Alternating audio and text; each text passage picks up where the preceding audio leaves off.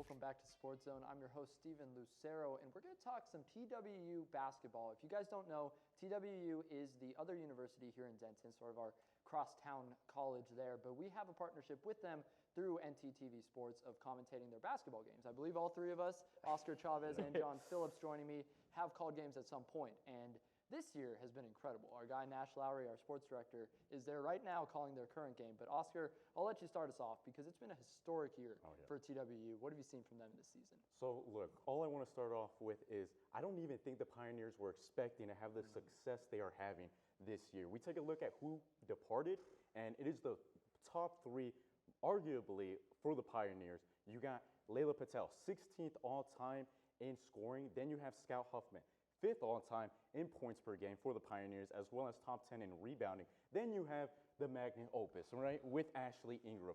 Arguably, right? No, the greatest Pioneer of all time. 1st in points, 1st in rebounds, and top 10 in almost every other statistical category. That is a lot of ground to make up, guys. You don't just make that up over one freshman class that comes in. But you got a lot of transfers that come in. You got those freshmen, Riley Moss, Maddie Lumsden as a transfer. Those girls coming in and really effectively building up that core again.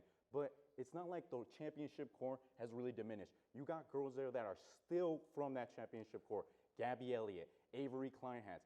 But they just so happen to get so much more better. Jada Seltzer as well. They all just got so much better. And you got to take a look at, they're beating teams by an average of 16 points per game this year. They've lost just one game. That was against a ranked Harding team.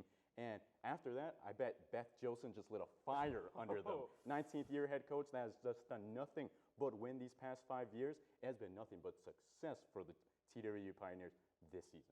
Yeah, that game was at the very beginning of the year. Their win streak now just 23, I believe. Yeah, 23. It has been insane. And this team, just to put it all in perspective, if you didn't hear it enough from Oscar, number 1 in the WCA poll right now. So the number 1 team in the nation of D2. It's been incredible. I mean, I just can't say enough great things about this TWU team. And as you mentioned, Oscar, this was supposed to be that transition year. Yes. It was supposed to be, maybe some time to rebuild, to kind of reload and get this team back to where it was. No, it didn't take any time. It didn't take any time at all. They're the best.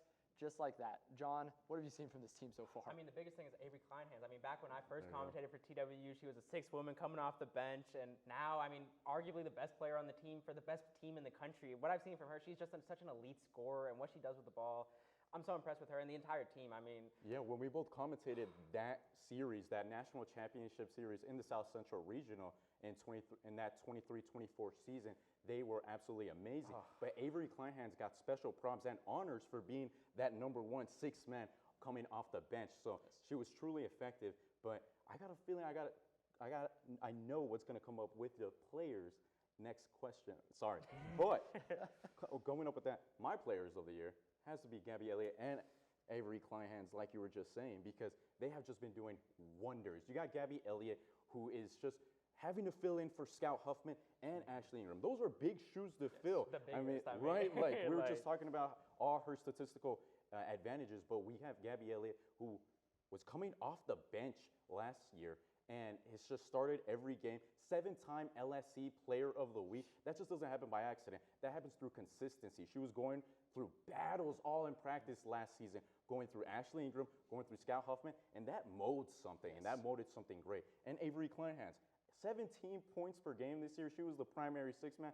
Well, now she's just doing wonders in that starting lineup. And the best thing about Avery Kleinhans is her mentality. It's her intensity. She's able to go guard up and lock down whoever is their best offensive player on the opposing team. Yeah. And I think a big part of the development for all these players like Gabby Elliott is because of Beth Jilson. You mentioned her. I mean, 19th year, and she just wins. She just develops players and wins. She is the best coach in Division II basketball, I'd say. I mean, with what she does for the program, I mean, I think she is the greatest coach in college basketball right now, arguably. I mean, at any level. I think with what she's doing for TWU, I mean, losing this much production and then being this good the next year, I have to give all the props to Beth Jilson. I mean, truly, she's been amazing. And you talked about Gabby Elliott, just being able to learn under a coach like that, under these incredible, just legendary TWU players. Gabby Elliott, 16 points per game, 11 rebounds per game this season, averaging that double-double. In the game I commentated a couple weeks ago, she was just a force. I mean, the opposing team, it was Midwestern State, they had a great center as well. And this was something we talked about throughout the game. This is going to be the matchup.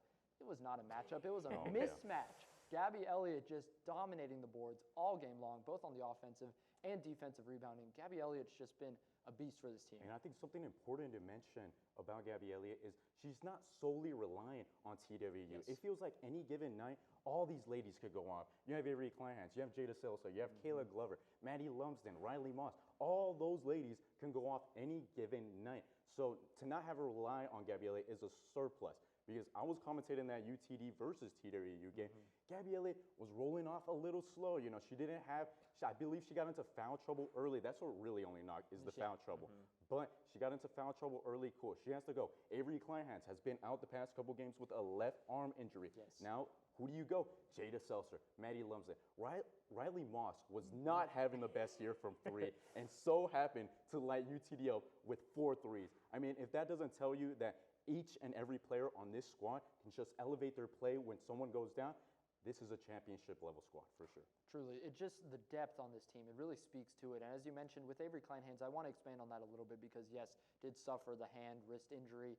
And I want to ask you guys for her, obviously, hoping to return as quickly as possible with the tournament coming up. But I'll ask you, John, how impactful is this injury, and do you think they can step up? I mean, it is super impactful, but like Oscar said, we've seen the bench players step up. We've seen those reserve players step up, and I think that the mentality that Beth Gilson has put into this team, you talked about it with Avery, but I think all the players have that mentality of step up, next person up, you know, lock up the opposing players. You know, I think that this team is so mentally strong. I mean, I think that they will be able to, even if Kleinhans doesn't come back for the tournament, I think they are going to win that tournament. Yeah, top 5 in every statistical category, including assists. That's because, like they're doing on this side, they just make that extra pass. They do not care who's open. If someone is even more open, they're going to take that look. Talk about the 2014 Spurs. Well, that's a prime example right there. Just a facilitating, alternating rounds, who gets the ball, the hot hand feeder, but ultimately it's getting the whole team involved. Truly, and as we continue to watch through these highlights, we just see the dominance of this team. I mean, this is not a team that just sneaks by on these wins. They just truly have been Up 34 to 9 in these highlights. I know. I don't even know how to describe this other than just pure dominance for TWU. Wearing the pink too. I mean, it just feels like being in that arena. It's a D2 school. It's a gym. It's small, but I have never felt so much energy, just so much passion in an arena like I do there. Oscar, would you agree? Oh, I would agree. I mean, Steven, as commentators, we are right in front of the student section. And that UTD faithful, if they don't like a call, they're going to make it very well known that, hey, that's the wrong call. But either way, the Zebras got to call it how it is. And more than likely, TWU's already winning, so they don't need a call to go their way. But I want to talk about their road dominance, guys. Yes. I mean, they've lost only, what? None. That's it. No games on the road that they have lost. You see Avery Kleinhans stats right there. But their road dominance has just been crazy. Only 3 out of their 13 away games has they been single digits.